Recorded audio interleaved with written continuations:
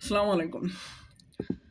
আমাদের লাস্ট যে ভিডিওটা ছিল সেটা হচ্ছে এমটিভি মুঠোপে নিয়েছিল যে আপনারা কেমনে হচ্ছে মুঠোপে নিতে পারবেন এবং সেটা কেমনে অ্যাক্টিভেট করবেন। আপনাদের মেইলে হচ্ছে অ্যাক্টিভেশন কোড যাবে।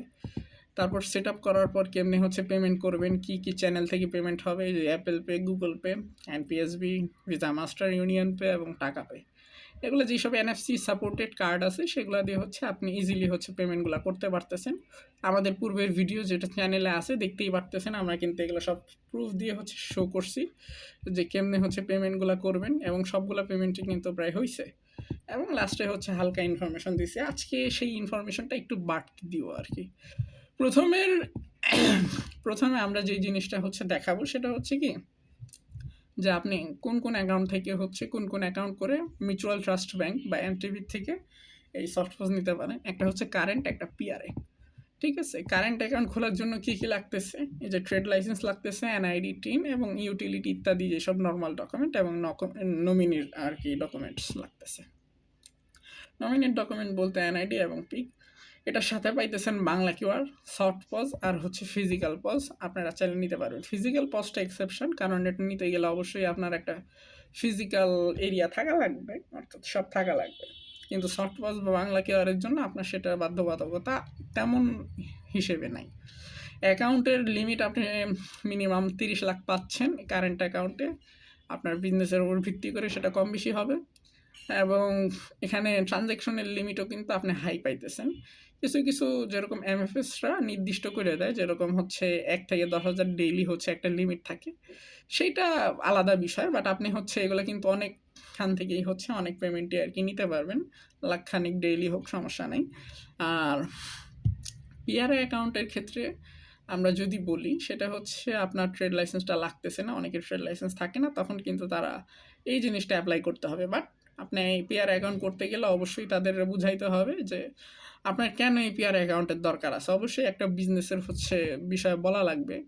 হ্যাঁ, ছোটোখাটো বিজনেস হোক, ভ্যানের বিজনেস বা ইত্যাদি মুদির দোকান, বা হোক আপনার অনলাইন, আপনার কিন্তু বুঝ দেওয়া লাগবে, তারপর অ্যাকাউন্টটা করতে হবে। করলে আপনি লিমিট কিন্তু পাইতেছেন আপ টু 5 to 10 লাখ। ঠিক আছে, এটা হচ্ছে মান্থলি লিমিট আর কি, এগুলো ইয়ারলি না।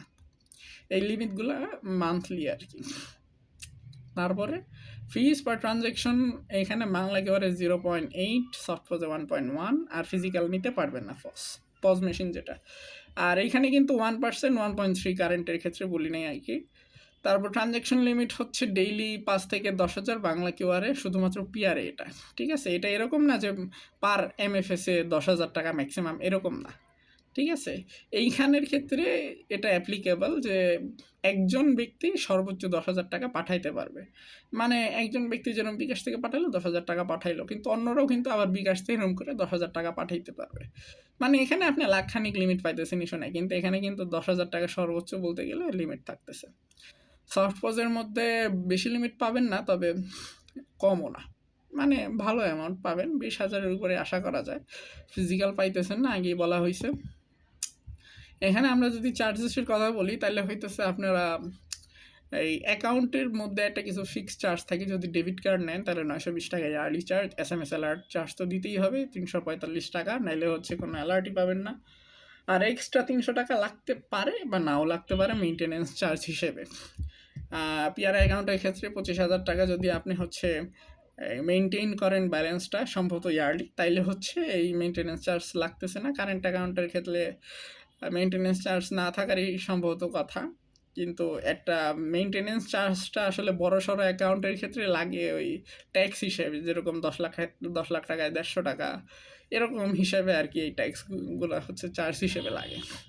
সেই গেল অবস্থা। তারপর নোটের মধ্যে আমরা একটা দিয়েছিলাম যে সফট পজের একটা অ্যাক্টিভেশন কোড দিয়ে শুধুমাত্র একটা ডিভাইসই চলবে, সুতরাং যেই ডিভাইস ইউজ করেন না কেন ঠিক মতো বুঝে শুনে ইউজ করবেন। পরবর্তীতে যদি রিসেট করতে হয় তাহলে হচ্ছে আপনাদের অফিসিয়াল যার থেকে নেবেন, অথবা কাস্টমার সাপোর্টে কথা বলে সেম কোডটাই আবার রিসেট করে নেবেন, এরকম করতে পারেন। অথবা ঠিক আছে, যদি বড় সড়ো বিজনেস হয় তাহলে কিন্তু তাদের সঙ্গে কথা বললে তারা আপনার টিআইডি অ্যাক্টিভ করে দেন হচ্ছে আরও কয়েকটা ডিভাইসের লিমিট দিতে পারবে। ঠিক আছে, কোনো হেল্পের জন্য লাগলে আমাকে এই নাম্বারে নক দিতে পারেন। আচ্ছা, আরেকটা মোস্ট কমন কোশ্চেন থাকে যে ৫,০০০ টাকার উপরে যখন আমরা হচ্ছে কোনো প্রকার ট্রানজ্যাকশন করি, হ্যাঁ? তখন সেটা কেমনে আর কি হয়? কারণ আমরা জানি যে বাংলাদেশী কার্ডে হচ্ছে ট্রানজ্যাকশনের লিমিট হচ্ছে এনএফসি দিয়ে পিন ছাড়া ৫,০০০, আর এর উপরে গেলে পিন দিতে হয়। কিন্তু বিদেশে কিন্তু এরকম ৫,০০০-এর কোনো লিমিট নাই।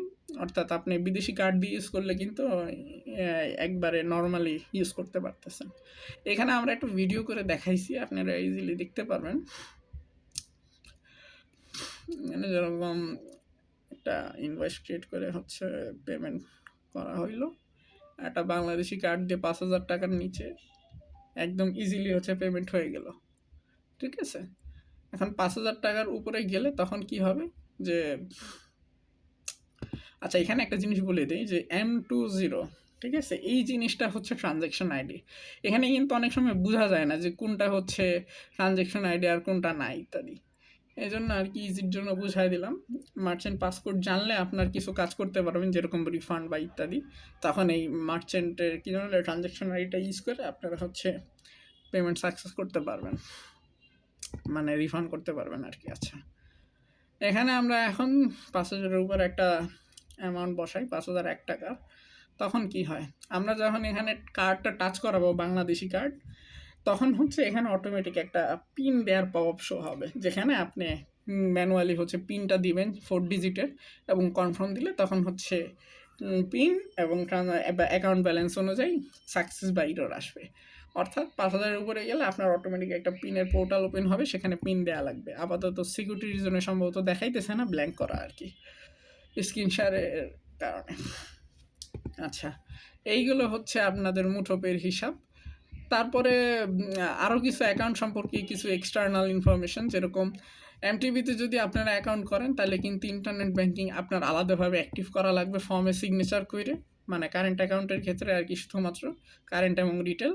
সেই ক্ষেত্রে কিন্তু অবশ্যই রিটেল হিসেবে আপনারা ইয়াটা করবেন, কর্পোরেট একটা অপশন আছে সেভাবে করবেন না, তাইলে কিন্তু একবারে জায়গা মতো। আচ্ছা, তাই এখানে আরেকটা জিনিস যে অনেকে দেখবেন যে অনলাইনে দেখবেন ভাইরাল হয় যে বড় বড় রেস্টুরেন্ট, বড় বড় ডিপার্টমেন্টাল স্টোরে এরকম হচ্ছে টার্মিনাল থাকে, পস টার্মিনাল। এইসব পস টার্মিনালও চাইলে আপনারা কিন্তু মুঠোপে ইউজ করতে পারবেন। হ্যাঁ, অলরেডি কিন্তু অনেকে ইউজ করতেছে, এবং আপনারা কিন্তু চাইলে এগুলা ইউজ করতে পারবেন এইসব টার্মিনাল ইউজ কিনে। এসব টার্মিনালে মুঠোপের অ্যাপ্লিকেশন নামায়, সেগুলো তারা তাদের কাছে হেল্প চাইলে তারাই কিন্তু ওই জিনিসটা ইন্টিগ্রেট করে দিবে। তখন আপনি কিন্তু এইগুলোর মাধ্যমে অটোমেটিক ট্যাপ টু পে সিস্টেমটা অ্যাক্টিভ করতে পারবেন। আর যদি আপনাদের বাংলা কিউআরের কোনো প্রকারের হচ্ছে অটোমেশনের দরকার হয়, তাহলে আমাদের সঙ্গে যোগাযোগ করতে পারেন। আমরা কিন্তু অলরেডি একটা পেমেন্ট সলিউশন দিয়ে থাকি, ই বাংলা পে বা ই কম বাংলা, যাই হোক। সো এখানে আমরা এপিআইয়ের সিস্টেমও দিই, অন্যান্য গেটওয়েরও হচ্ছে আপনারা অটোমেটিক ভেরিফিকেশন বা অটোমেশন পাবেন। আমরা বাংলা কিউআরের ফার্স্ট অটোমেশন নিয়ে আসছি, হ্যাঁ, বাংলাদেশে। অটোমেটিক না, যেরকম এসএসএল কমার্সের মতো ওরকম না, বাট অটোমেশনের মধ্যে আমরাই ফার্স্ট। আপনারা হচ্ছে ট্রাই করলে ওয়েবসাইটে ইন্টিগ্রেশনের জন্য চাইলে সেরকম করে কিন্তু ইউজ করতে পারবেন, সমস্যা নেই। আর লাস্টে হচ্ছে আমি একটা জিনিস দেখাই, সেটা হচ্ছে এমটিভির মিনি পস বা ফিজিক্যাল পস, যেটা যাদের হচ্ছে বড়সড় দোকান নাই বা ইত্যাদি, হ্যাঁ, তারা কিন্তু এই পজ মেশিনটা নিতে পারেন।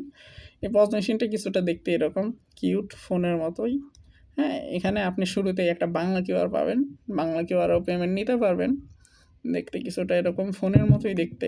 এখানে ট্যাপ টু পে পাইতেছেন, অর্থাৎ এই যে দেখেন ট্যাপ টু পের লোগো আছে এনএফসির, আর এইখান থেকে হচ্ছে কার্ড ইনসার্টের অপশন আছে। এখানে কেমনি ইউজ করতে হয় এটাও হচ্ছে আপনি কিন্তু কারেন্ট অ্যাকাউন্টের সঙ্গে চালিয়ে নিতে পারেন।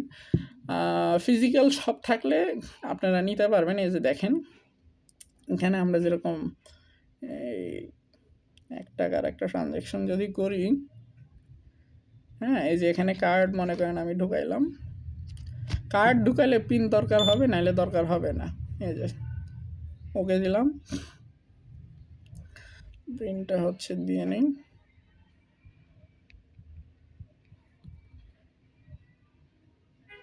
অ্যাপ্রুভড হয়ে গেল। একটা স্লিপ যদি পজ থাকে মানে প্রিন্টার থাকে তাহলে তো হইলই, আর নাইলে নেই। আরেকটা যদি আমরা হচ্ছে দেখাই এনএফসি দিয়ে, এই যে দেখেন এটাও হয়ে গেল। এটা হচ্ছে ভিসা, আগেরটা মাস্টার। আচ্ছা, এরকম করে ইজিলি কিন্তু আপনারা হচ্ছে পেমেন্ট করতে পারতেছেন, এবং সাথে চাইলে কিন্তু আপনারা যদি চান রিফান্ডও কিন্তু করতে পারবেন। ভয়েড অপশন, পিন হবে 4টে 0, ইনভয়েস নং আসলে কোনটা, দাঁড়ান, সেটেলমেন্ট পাসওয়ার্ড না সরি, রিপ্রিন্টে যাই, লাস্ট ট্রানজ্যাকশনটা আগে দেখে নেই। লাস্ট ট্রানজ্যাকশনের ইয়াটা ছিল হচ্ছে 72, আবার এখানে যাই এবং 72 দিই। সো কী হবে, আমাদের এই যে ডিটেলসটা আসবে, 1 টাকার একটা সেল ছিল, কনফার্ম দিলেই এটা কিন্তু রিফান্ড হয়ে যাবে ইনস্ট্যান্ট। এরকম ডিলে মিলে হবে না, কিন্তু ইনস্ট্যান্ট রিফান্ড হবে। আপনারা চাইলে কিন্তু ইউজ করে দেখতে পারেন। কোনো প্রকার হেল্প দরকার হলে আমাদের সঙ্গে কন্ট্যাক্ট করতে পারেন, হোক অনলাইনের, ওয়েবসাইটের বা অ্যাটসেট্রা, যে কোনো, ঠিক আছে। আর যদি এগুলো নিতে চান সেই ক্ষেত্রেও হেল্প নিতে পারবেন। ঢাকার মধ্যে হইলে অবশ্যই হেল্প করতে পারবো, সফট পজ বা ফিজিক্যাল পজ যেটাই হোক। ঠিক আছে, ধন্যবাদ।